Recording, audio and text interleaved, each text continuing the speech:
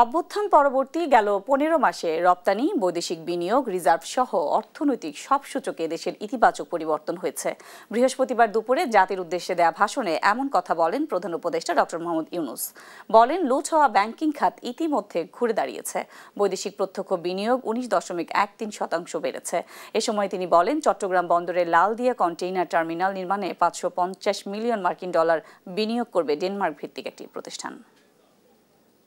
অভ্যুত্থানের পর দায়িত্ব গ্রহণ করে অর্থনীতিকে গভীর গহ্বর থেকে উদ্ধার করা ছিল আমাদের জন্য একটা বিরাট চ্যালেঞ্জ।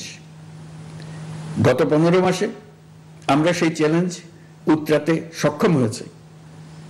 রপ্তানি, বৈদেশিক বিনিয়োগ ও রিজার্ভ সহ অর্থনীতির সবগুলো সূচকে দেশ ইতিবাচক ধারায় ফিরেছে।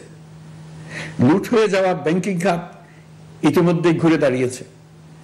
মানুষের আস্থা ফিরে এসছে। ব্যাংকিং খাতকে আরো শক্তিশালী করতে নানামুখী পদক্ষেপ চলমান রয়েছে।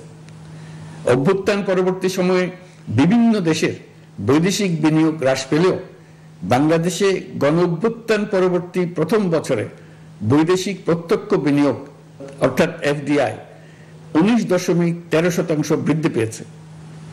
এটি বৈশ্বিক প্রবণতার বিপরীতে এক অনন্য অর্থনৈতিক দৃষ্টান্ত স্থাপন করেছে।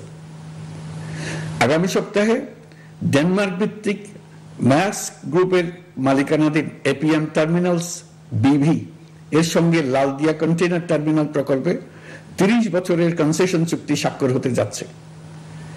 এই চুক্তির আওতায় ইউরোপীয় এই কোম্পানি ৫৫০ মিলিয়ন মার্কিন ডলার বিনিয়োগ করবে।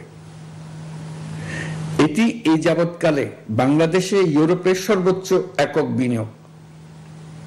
লালদিয়া হবে দেশের প্রথম বিশ্বমানের গ্রিন পোর্ট।